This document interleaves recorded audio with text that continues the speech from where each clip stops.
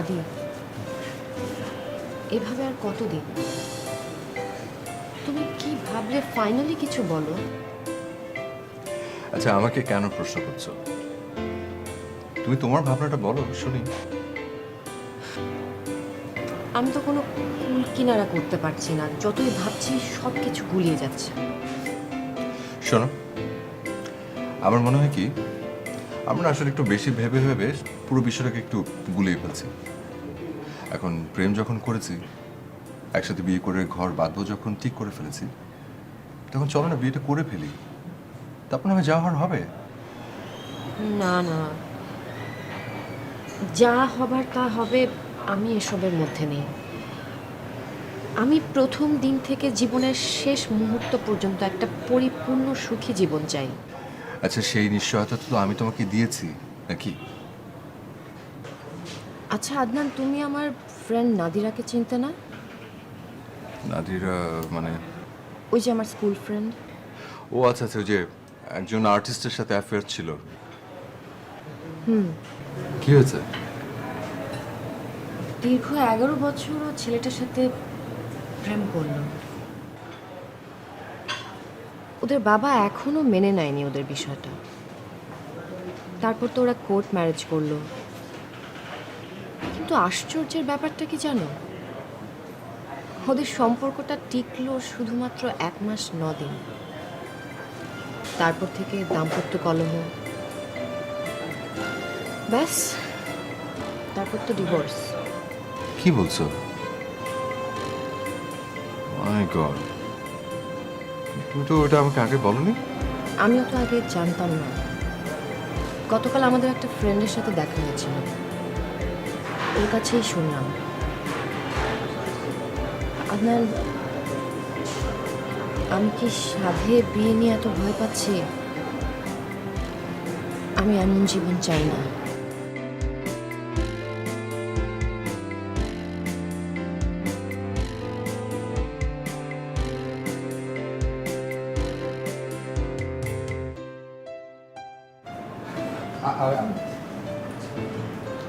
আপনি ঠিক আছেন তো? হ্যাঁ ঠিক আছে বাবা। কেমন করে হলো? একটু সাবধানে চলবে না? বয়স তো কম হলো না। কি যে বলেন, আপনাদের দুজনকে দেখে মনে হচ্ছে আপনারা নিউলি ম্যারিড। শোনো, আমাদের তোমার বয়সী দুটো ছেলে আছে। তাই নাকি? ওয়ালাইকুম সালাম। তোমার বউ নাকি? জি। না, আমাদের আসলে এখন বিয়ে হয়নি। ও, আচ্ছা আচ্ছা। আহ, তোমাদের সঙ্গে জয়েন করি? ইয়া please, sure sure please. Aunty aunty বসুন, ওটা আমাকে দিন প্লিজ। হ্যাঁ, কি যেন বলছিলে, বিয়ের কথা ভাবছো? শোনো, ভেবে ভেবে সময় নষ্ট করো না। এই সময়ের জন্য কিন্তু পরে পস্তাতে হবে। আজ আমাদের বিয়ের 50 বছর পূর্তি। Oh my god, congratulation, happy anniversary. Thank you. দেখতে দেখতে 50টা বছর কেটে গেল। একসময় তোমাদের মতোই ছিলাম। ইউনিভার্সিটি, বন্ধু বান্ধব, রঙিন চোখ, যাকে দেখতাম তাকেই ভালো লাগতো। অবশ্য এই ভালো লাগাগুলো প্রতিনিয়ত হারিয়েও যেত। একজোড়া চোখই আমাকে জীবনের মতো হারিয়ে দিল।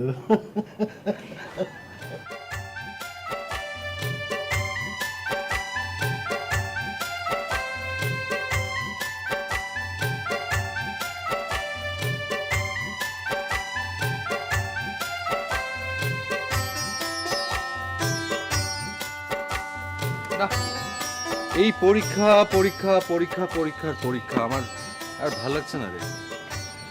কবে যে এই যন্ত্রণার জীবনটা শেষ হবে? ছাত্র জীবনকে যন্ত্রণা মনে করছিস? পড়াশোনা শেষে যখন চাকরি নামক দানবটা ঘাড়ে এসে পড়বে তখন বুঝবি যন্ত্রণা কি। যাই বলিস বন্ধু, আমার কাছে মনে হয় এর থেকে কঠিন জীবন আর হয় না। কঠিন তো লাগবেই। সারাক্ষণ কাঠখোট্টার মতো বই পুস্তকের মধ্যে ডুবে থাকা, ক্লাস আর পরীক্ষা, এই তো তোর জীবন। তাছাড়া আর কি করব বল? শোন, বলি একটা প্রেম টেম কর। ভার্সিটির সিনিয়র জুনিয়র সবাই চুটিয়ে প্রেম করছে, আর তোর কপালে কিচ্ছু জুটলো না। প্রেম কিংবা মেয়ে মানুষের সান্নিধ্য ছাড়া জীবনে বৈচিত্র্য আসে না। না না, আমাকে দিয়ে এসব হবে না রে। আর তাছাড়া কারোর প্রতি কোনো টান এখনো অনুভব করি না রে।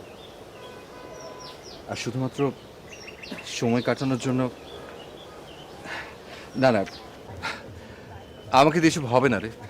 এই তোরা থাক, আমি যাই, আমার টিউশনে আছে, গেলেও তো। চলে যাচ্ছিস শফিক? ও সবসময় হতাশই থাকে, বাদ দেওয়ার কথা। কে তো ভাবছিস? চল, রাজ্জাক সাবাদার নতুন সিনেমাটা আজকে মেরে দিই। ইচ্ছে করছে না রে। তার চেয়ে বরং চল তোকে নামিয়ে দিয়েছি, আয়। চল।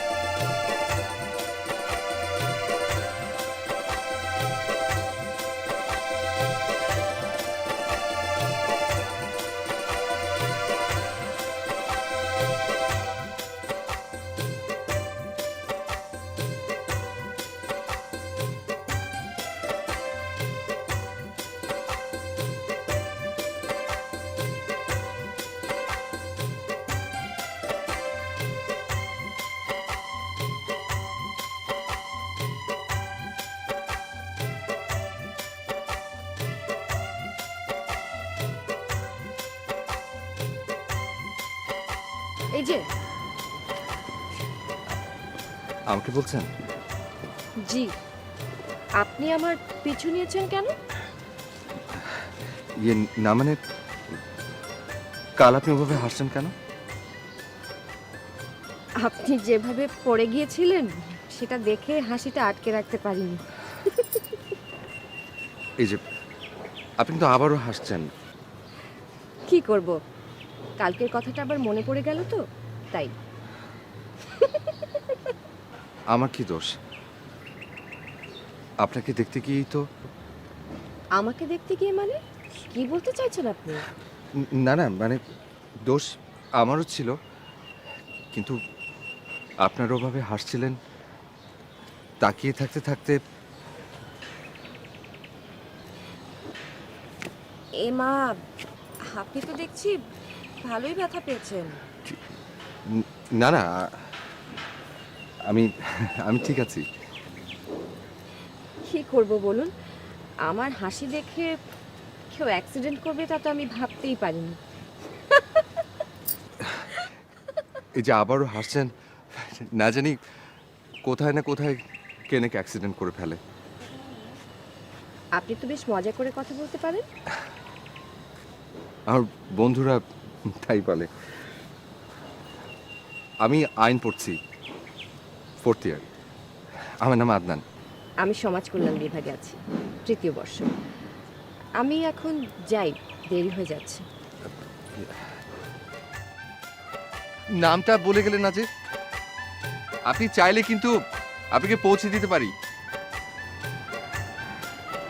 ইস, শখ কত! আমি আমার হাত পা সব অক্ষত রাখতে চাই।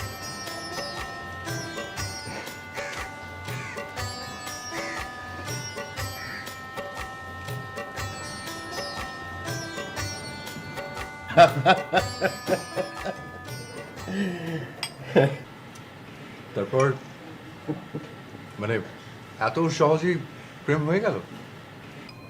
ইস, এত সহজেই?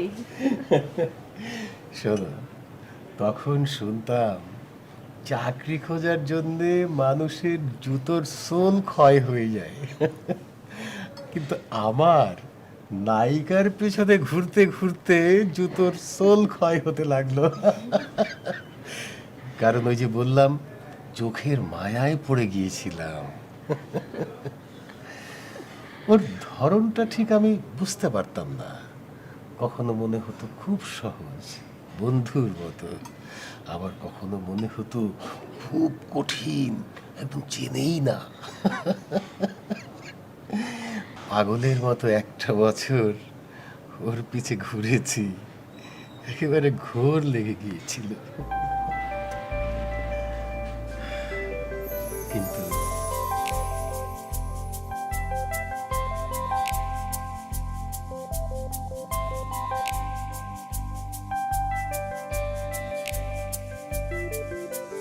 চোখেরই আলোতে তুমি প্রথম সুখেরই মায়াতে কেটে যায় প্রহর, যত দেখি আরো বেশি প্রেমে পড়ি, নিজেকে বারবার ভেঙে ছুড়ে গড়ি, মনে মনে দুজনে নির্জনে হাতে পাশাপাশি, মুখ ফুটে হয়নি বলা শুধু তোমায় ভালোবাসি, মনে মনে দুজনে নির্জনে হাতে পাশাপাশি, মুখ ফুটে হয়নি বলা শুধু তোমায় ভালোবাসি। এভাবে হেসো না তো, আমি কিন্তু সত্যি মরে যাব। যা, অমন করে বলতে নেই।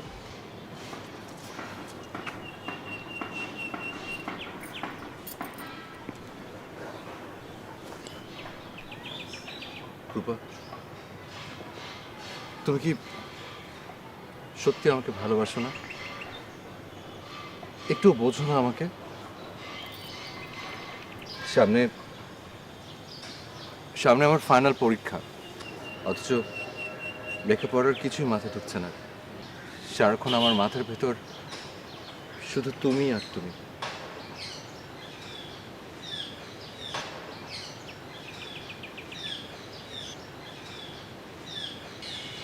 আচ্ছা, আমরা কি প্রতিদিন এভাবে দেখা করতে পারি না?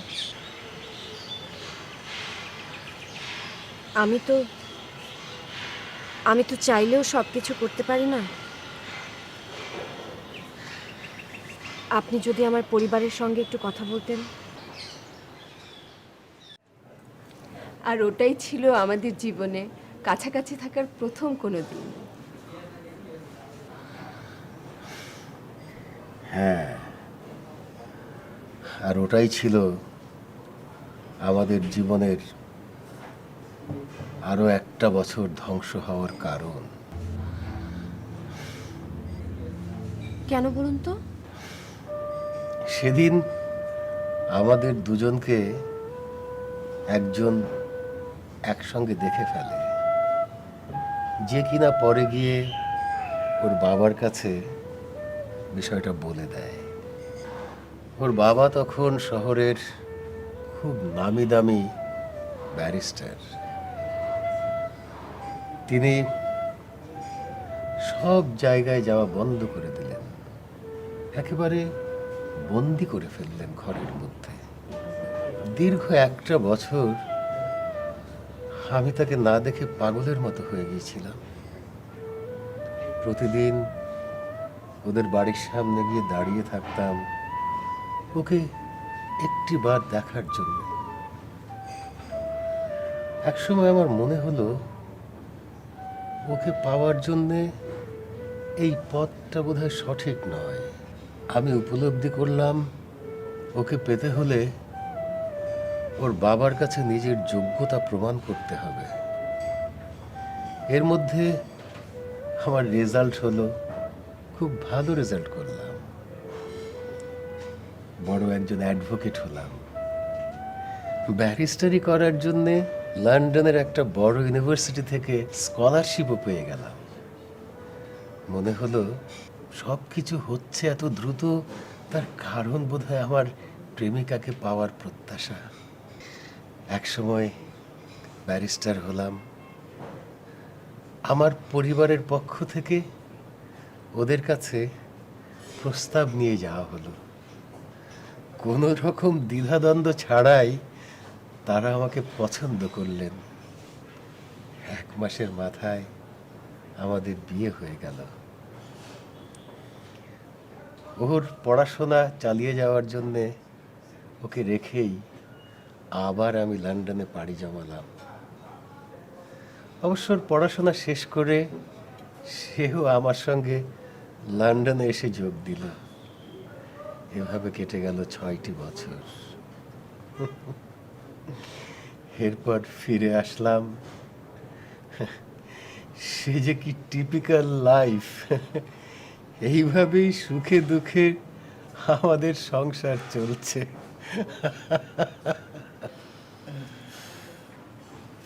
Wow,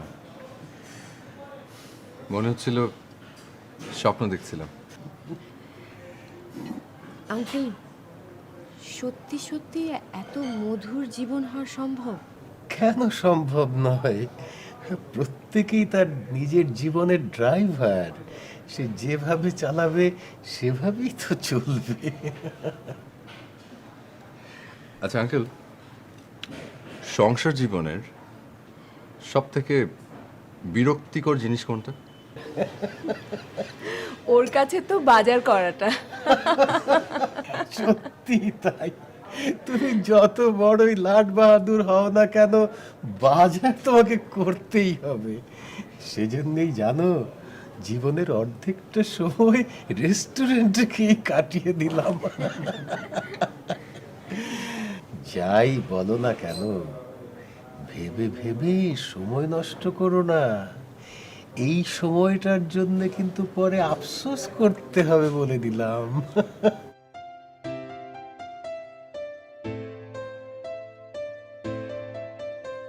anyways uncle, aunty, thank you so much, thank you, অনেক ভালো লাগলো। আর কি বলছো?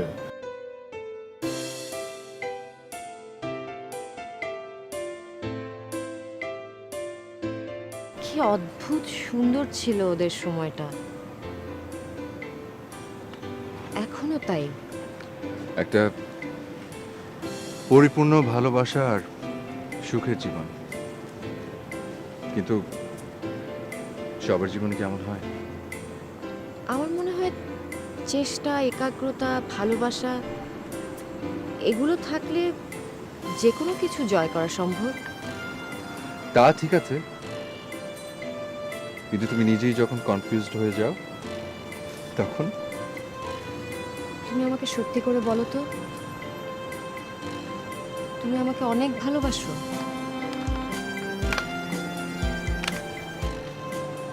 এই 5 বছরে তোমার কি একবারও মনে হয়েছে যে আমি তোমাকে ভালোবাসি না? প্রশ্ন করো কেন? যা জানতে চাইছি আমাকে সেটার উত্তর দাও। একদম ওদের মতো করে ভালোবাসো? আমি আমার মতো করে ভালোবাসি, অন্য কারোর মতো না। তুমি আমাকে পাওয়ার জন্য যে কোনো কিছু করতে পারবে? জানো না তুমি? জানি, সেই জন্যই তো তোমার মুখে যতবার শুনি তত ভালো লাগে। আর সেই জন্যই তো আমার এত ভয়।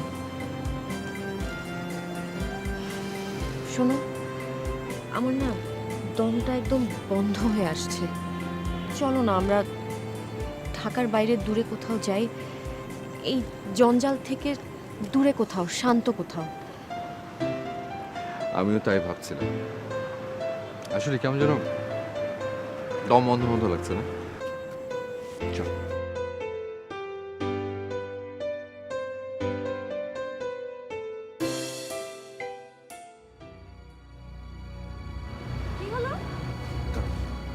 ওখানে কেউ একজন হাত পা বাঁধা অবস্থায় পড়ে আছে।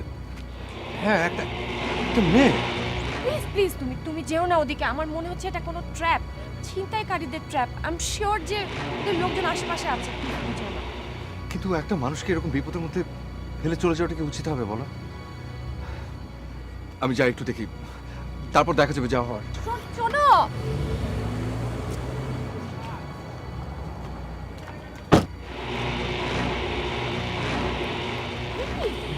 ও মাই গড, কে আপনি?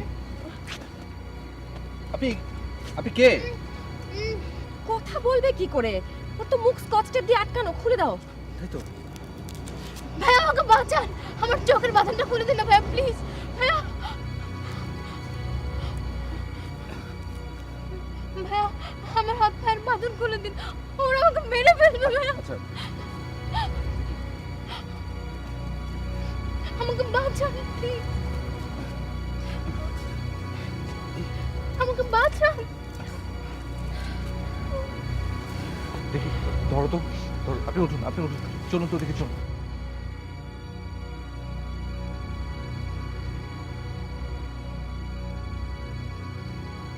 এই নাও পানি, আর ওই যে গাড়িতে বিস্কিট হচ্ছিল।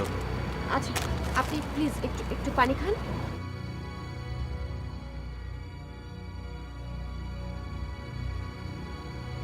আর একটু খান প্লিজ, আর একটু খান। আপনি আপনি একটু বিস্কিট খান, আমি দিই।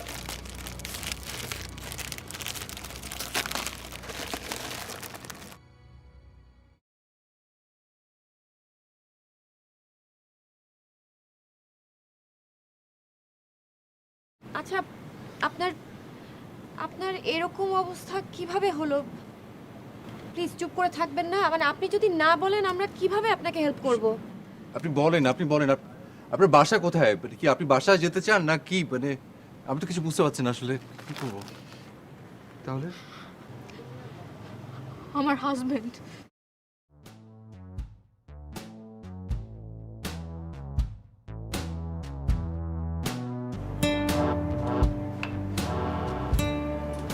By the way, sorry.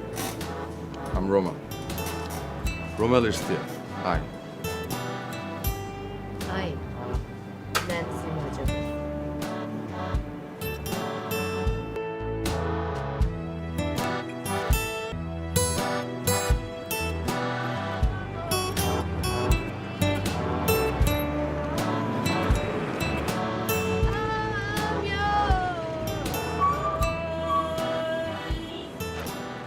আচ্ছা, আমি যদি এখান থেকে জাম্প করি তাহলে কি শূন্যে উড়ে যাব নাকি পটাশ করে পড়ে যাব?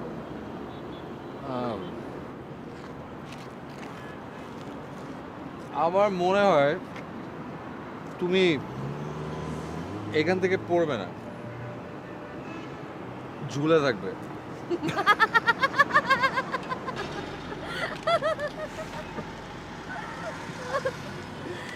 আচ্ছা তাহলে ট্রাই করে দেখি। হ্যাঁ আরে রে রে wait wait wait, come on. আরে পাগল নাকি? হোয়াট? তুমি কি সিরিয়াসলি মরতে চাও নাকি? চল তো চল, তোমাকে তোমাকে তোমার বাসায় পৌঁছে দিই। তোমার বাসা কোথায়? বাসা, আমি আজকে বাসায় যাব না। Can I stay with you? What? Can I stay with you the whole night?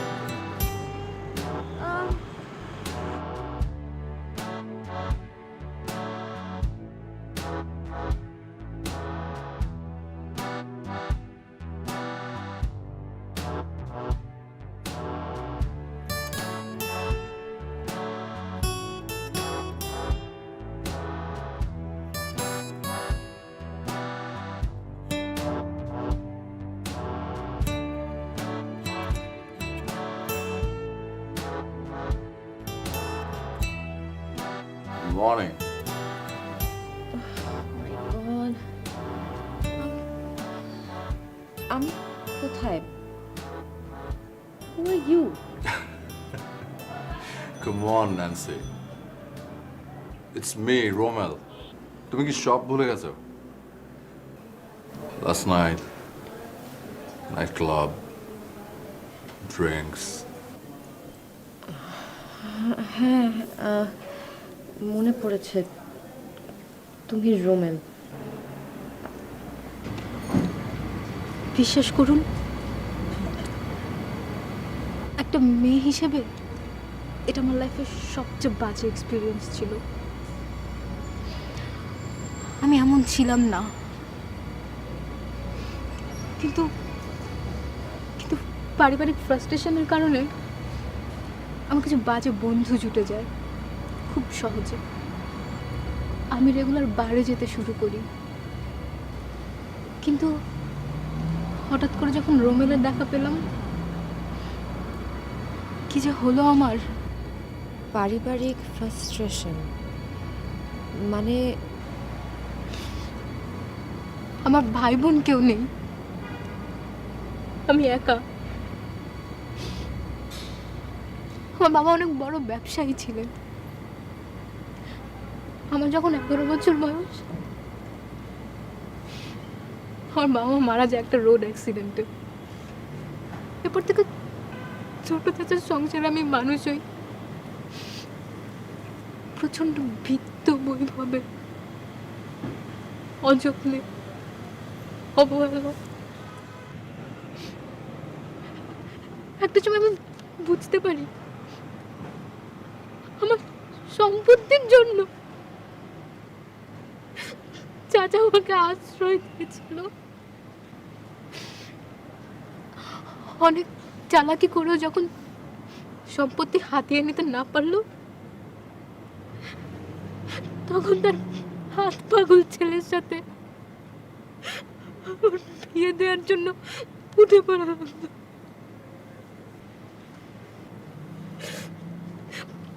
প্রচন্ড মানসিক যন্ত্রণায় আর অবহেলা আমি ভুল পথে পা বাড়ালাম। চারদিকে শুধু লোভ, লোভ আর লোভ। আমার একটা বাজে সার্কেল হয়ে গেল। ঠিক তখন রোমেল এসে হাত বাড়ালো।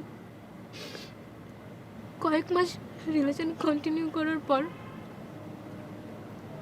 আমরা সিদ্ধান্ত নিলাম বিয়ে করব। এটা করে আমাদের সংসার জীবন শুরু হলো। আর আমার নামে যে 25 কোটি টাকার সম্পত্তি ছিল, তার চিন্তাও মাথা থেকে দূর হলো। ও মাই গড। তারপর?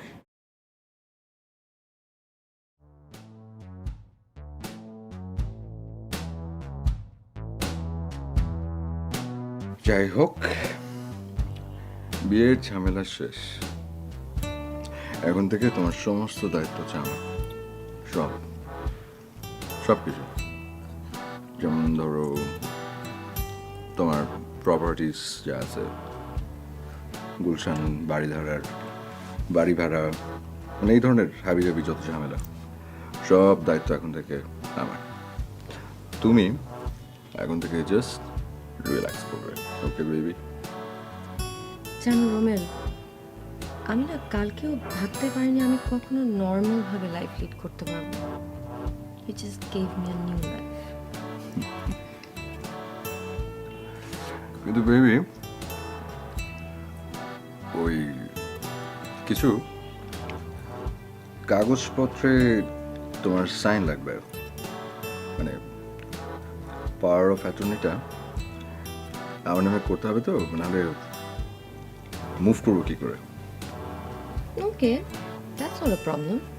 তুমি কাগজ রেডি করে নিয়ে সব সাইন করে দেবো। ওকে। ও আচ্ছা শোনো, ওই যেহেতু নিজেরাই বিয়েটা করে ফেললাম, এটা শুনে কিন্তু ফ্রেন্ডরা ভীষণ মাইন্ড করেছে। তোরা ঠিক করেছে যে আজ রাতে বাসায় আসবে, ওই ছোটখাটো একটা পার্টি হবে, তেমন কিছু না, এমনি জাস্ট একটু আসবে, এনজয় করবে, একটু ড্রিঙ্ক করবে, এই। ঠিক আছে তো বাবা, কোনো অসুবিধা নেই। কে?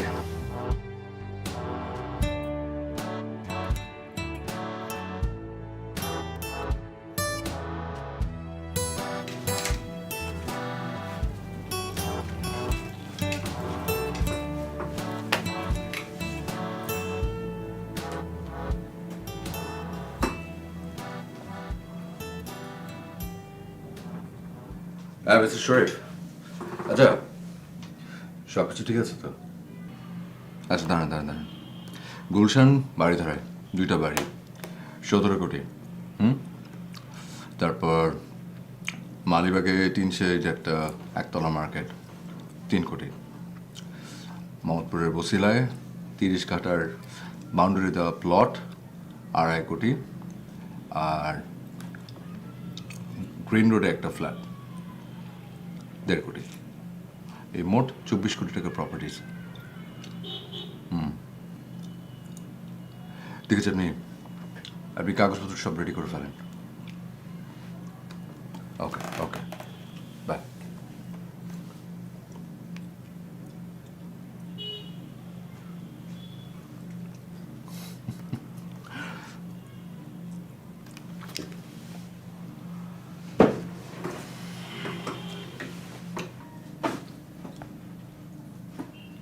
Oasis Travels,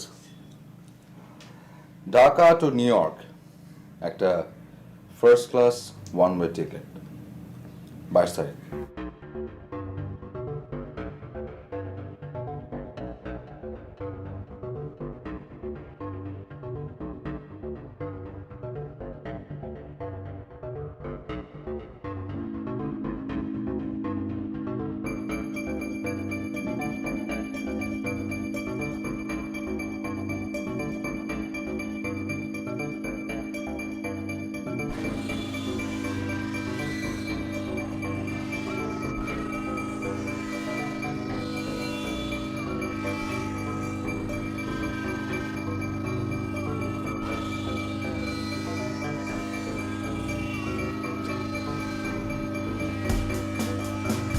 তো ডিল ফাইনাল, ওকে?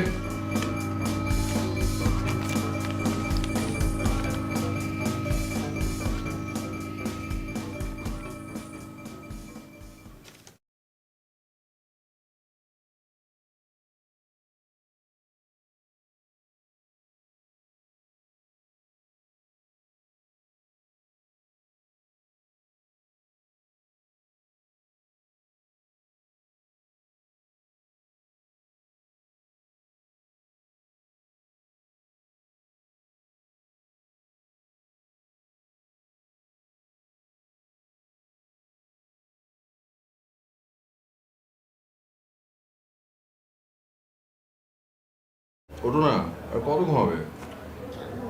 আরে আমার কিছু ফ্রেন্ড আসছে, চলো তোমাকে পরিচয় করে দেবো, ওঠো না। Come on, please, get up, get up, get up. কি খুব, ওঠো, আসো। সব ওয়েট করছে, আসো।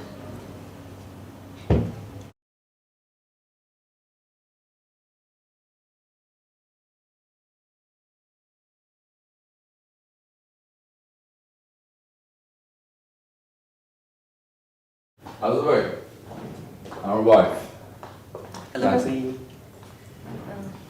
আচ্ছা, ও যে আজল ভাই সব আমার friend.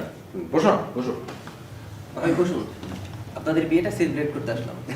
Thank you so much.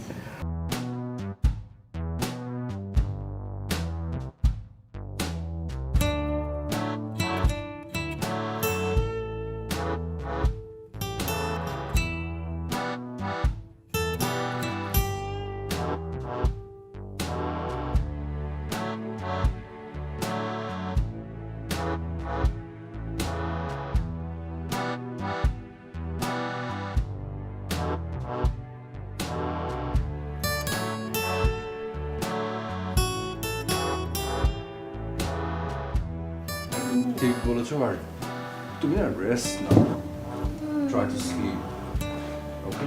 তুমি আসবে না? হ্যাঁ আছি তো, আছি।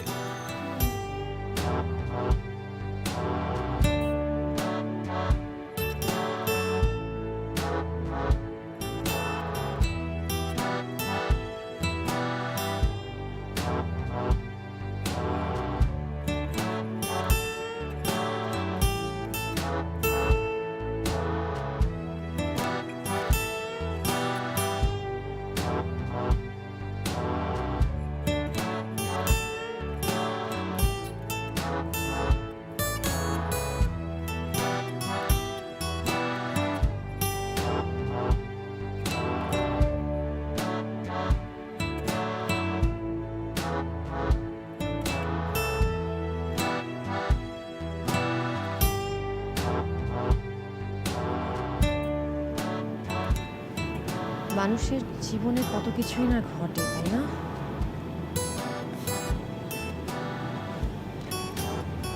একই মানুষ, অথচ দেখো কত বিচিত্র সব আচরণ। আমরা কিন্তু চাইলেই পারি সুখী হতে, শুধু একটুখানি সদিচ্ছা দরকার। আদি, আমাদের চেয়ে অনেক সম্পদ নেই, তাতে কি আমরা হ্যাপি না? ওটাও কিন্তু আপেক্ষিক। আমরা যদি এই সম্পদটাকে ভালোভাবে ব্যবহার করতে জানি, তাহলে সে আমাদেরকে সুখ দেবে, আর যদি সেটা না করি তাহলে উল্টোটা। আসলে আমাদেরকেই ঠিক করতে হবে যে আমরা কি চাই। আমি যে জীবনটা চাই, তুমি সেটা আমাকে দিতে পারবে না?